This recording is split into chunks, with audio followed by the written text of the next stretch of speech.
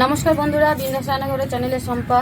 আজকে আমি আপনাদের কাছে আর একটা রেসিপি শেয়ার করতে চলেছি। তো এখানে কুল দেখতে পাচ্ছেন। তো খুব সামান্য উপকরণ দিয়ে আমি অসাধারণ কুলের মিষ্টি আচার বানাবো, ঘরে তৈরি। তো আপনারা অবশ্যই ভিডিওটি পুরো দেখতে থাকুন। বসিয়ে দিয়েছি, জলটা আমি একটু গরম করে নেব।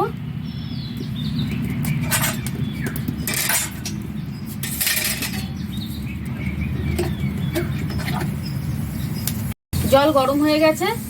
এখানে আমি কুল নিয়ে নিয়েছি, জলটা আমি কুলের মধ্যে ঢেলে দেবো। কুলটাকে আমি 10 মিনিট গরম জলে ভিজিয়ে রাখবো। তো দেখবেন কুলগুলো খুব সুন্দর ফুলে উঠবে।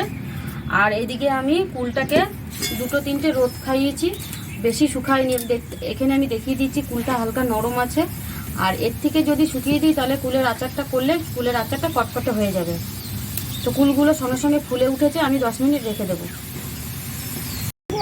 এখানে আমি 5 ফোড়ন নিয়ে নিয়েছি, আর নিয়ে নিয়েছি শুকনো লঙ্কা। 5 ফোড়ন আর শুকনো লঙ্কাটাকে একটু ভেজে নেব।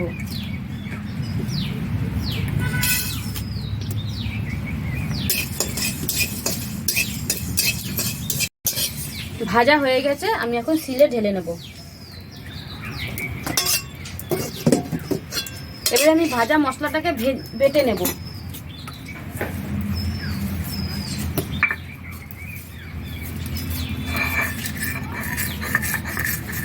অল্প মৌরি কড়াইতে আমি ভেজে নেব।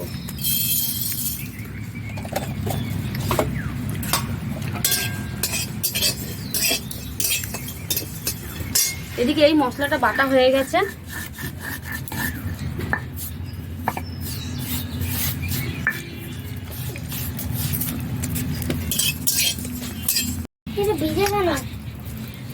মৌরিটা বেটে নেব।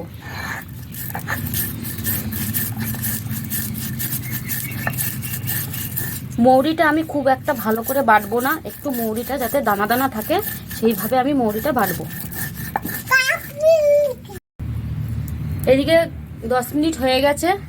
সব কুলগুলো দেখুন কি সুন্দরভাবে ফুলে উঠেছে, একদম গোল গোল বলের মতন হয়ে গেছে।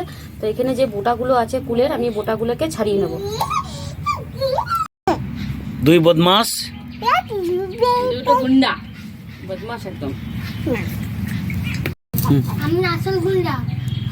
কুলটা বোটা ছাড়ানো হয়ে গেছে, কুলের বোটা ছাড়ানো হয়ে গেছে। আর কুলটা আমি একটু মাঝখান দিয়ে এইভাবে হাত দিয়ে চেপে চেপে ফাটিয়ে নিয়েছি।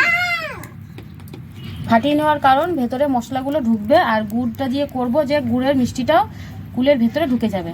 এদিকে কড়াই গরম হয়ে গেছে, এখন আমি কড়াইতে তেল দিয়ে দিচ্ছি। কুলের আচার বানাতে আমি সর্ষের তেল ব্যবহার করব, আর সর্ষের তেল দিয়ে কুলের আচার ভালো লাগে, সাদা তেল দিয়ে একদম ভালো হয় না।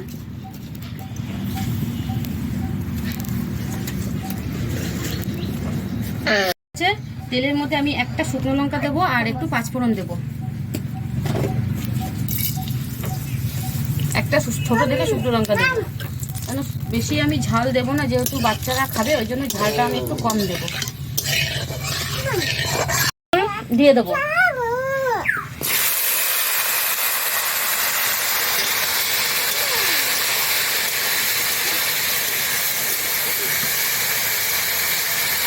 অল্প হলুদ।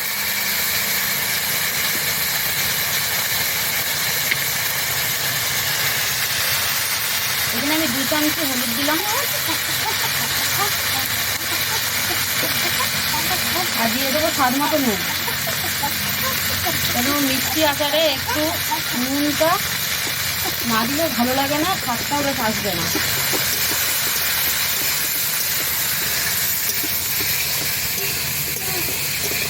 নুন হলুদ দিয়ে কুলটাকে একটু ভালো করে তেলের উপরে নাড়াচাড়া দিয়ে নেব। কুলটা ভাজা হয়ে গেছে। এখন আমি এখানে গুড় নিয়ে নিয়েছি, 300 গ্রাম আমি ঢেলা গুড় নিয়েছি। গুড়টা ভেঙে নিয়েছি, দিয়ে দিচ্ছি।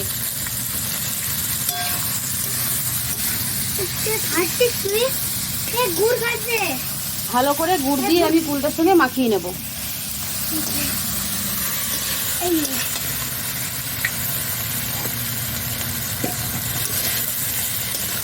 কুলটা নাড়িয়েই যেতে হবে, আর নাহলে নিচ থেকে লেগে কুলটা পুড়ে যাবে।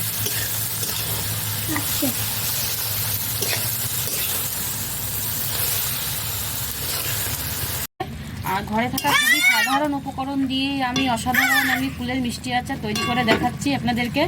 বন্ধুরা এইভাবেই আপনারা ঘরে করে খাবেন, খুবই ভালো লাগবে। এখন আমি এর উপর দিয়ে ভাজা মশলা দিয়ে দেবো। এখানে আমি 5 ফোড়ন আর শুকনো লঙ্কা ভেজে রেখেছিলাম, ভেজে বেটে নিয়েছি, এখন দিয়ে দিচ্ছি।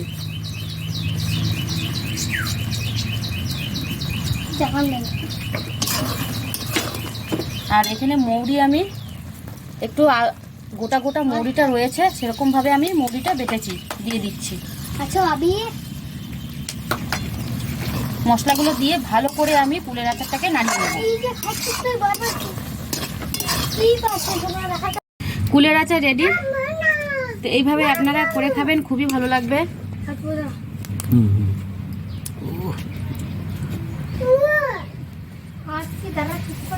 এখানে একটা বাচ্চা আছে, তো বাচ্চাটাকে দিয়ে দিচ্ছি, কিরকম হচ্ছে ও বলবে খেয়ে। ও আর কি বুঝবে আচারের টেস্ট। নে খাওয়া ধর, খুবই গরম আছে, খেয়ে বলবি কেমন হয়েছে। আমি একটা খেয়ে দিচ্ছি, কেমন হয়েছে। দারুণ হয়েছে।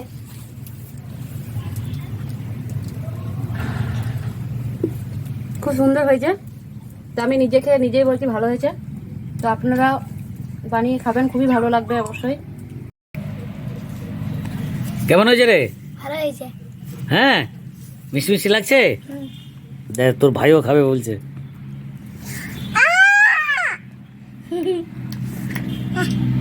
তুমি একটু নাও, তুমি একটু খেয়ে দেখো কেমন হয়েছে। ছোট একটা বাটিতে দিয়েছি।